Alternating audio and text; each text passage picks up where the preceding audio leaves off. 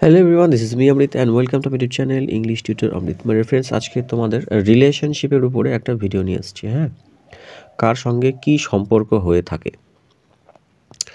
দেখো, প্রথমে তোমরা দেখতে পাচ্ছ কি মাদার প্লাস ফাদার, মানে মা এবং বাবাকে আমরা একসঙ্গে কি বলবো, সেটা বলবো প্যারেন্টস। ঠিক আছে, তো এইভাবে আজকে আমরা ভিডিওটা শুরু করব। তো ভিডিওটা শুরু করার আগে তোমরা যারা চ্যানেলটা এখনো সাবস্ক্রাইব করো নি, তারা চ্যানেলটাকে অবশ্যই সাবস্ক্রাইব করে পাশে থাকবে এবং পাশে আসা বেল আইকনটা অবশ্যই প্রেস করবে পরবর্তী নোটিফিকেশন পাওয়ার জন্য। ঠিক আছে, দেখো এবারে 2 নম্বরটা কি বলছে, grand mother plus grand father, মানে গ্র্যান্ড মাদার মানে কি ঠাকুমা এবং গ্র্যান্ড ফাদার মানে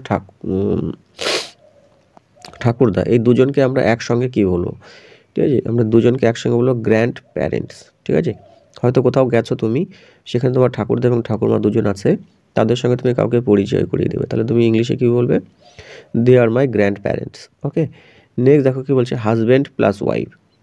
ধরো তুমি কোথাও গেছো, সেখানে গিয়ে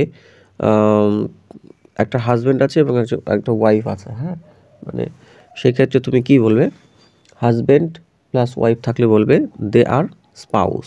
ঠিক আছে, বা স্পাউসেস। নেক্সট দেখো কি আছে, সিস্টার প্লাস ব্রাদার। হ্যাঁ, ধরো একটা বোন আছে এবং একটা ভাই আছে, তাদের সঙ্গে তুমি কাউকে পরিচয় করিয়ে দেবে, সেই ক্ষেত্রে কী বলবে, দে আর সিবলিংস, মানে তারা হয় সিবলিংস। ঠিক আছে, এবারে ধরো ডটার আছে প্লাস সন আছে। মানে তোমার ছেলে এবং মেয়ে আছে, তাহলে কি বলবে, দে আর মাই চিলড্রেন। ঠিক আছে, বা তারা ছেলে মেয়ে থাকলে আর কি তাদেরকে আমরা চিলড্রেন বলতে পারি। ঠিক আছে, নেক্সট দেখো কি আছে, নিফিউ এবং নিস। নিফিউ মানে তো আমরা জানি খুড়তুতো ভাই, মাস্তুতো ভাই। হ্যাঁ, নিস মানেও সেই ক্ষেত্রে বোন হবে, খুড়তুতো বোন বা মাস্তুতো বোন। তো তাদেরকে আমরা কি বলবো, সেক্ষেত্রে বলবো দে আর নিবলিংস। ওকে, নেক্সট দেখো বলছে কি আন্ট এবং আঙ্কেল। ঠিক আছে, মানে আমার কাকু এবং কাকিমা যদি থাকে, সেই ক্ষেত্রে আমি তাদেরকে পরিচয় করিয়ে দিয়ে বলবো দে আর মাই পিবলিংস। হ্যাঁ, পিবলিংস মানে তোমরা তাদেরকে বলবে তারা হয় আমার কাকু এবং কাকিমা, এইভাবে তারা বুঝে নেবে। নেক্সট দেখো কি আছে, father in law. Father in law মানে কি, ফাদার ইন ল মানে হলো শ্বশুর মশাই। আর মাদার ইন ল মানে শাশুড়ি। ঠিক আছে, তো তাদেরকে আমরা কি বলবো, parents in law.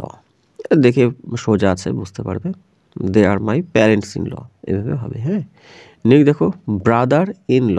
Brother in law মানে বাংলাতে কি হবে, ননদ।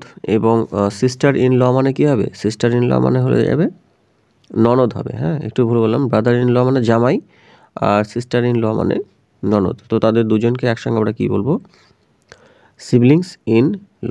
ঠিক আছে, নেক্সট দেখো কি বলছে, step father plus step mother. তো স্টেপ ফাদার মানে তোমরা জানোই, অনেক সময় দত্তক নেওয়া থাকে আর কি ছেলে, তো সেক্ষেত্রে সেইটা হয়ে যাবে স্টেপ ফাদার। অনেক সময় দত্তক নেওয়া মাও কিন্তু থাকে, যেটাকে আমরা বলি সৎ ছেলে বা সৎ মা। তো সৎ বাবা এবং সৎ মা যদি থাকে, তো সেই ক্ষেত্রে আমরা বলবো স্টেপ প্যারেন্টস। ঠিক আছে, এবং এই ঠিক এটা উল্টো হবে, স্টেপ সন, মানে অনেক সময় দত্তক নেওয়ার ছেলে থাকে, তাহলে মানে বাবা যদি ছেলেকে যদি পরিচয় করিয়ে দেয় যে তার বাবার আর কি বা মায়ের স্টেপ সন থাকে এবং স্টেপ ডটার থাকে, তাহলে তারা বলবে they are my step children.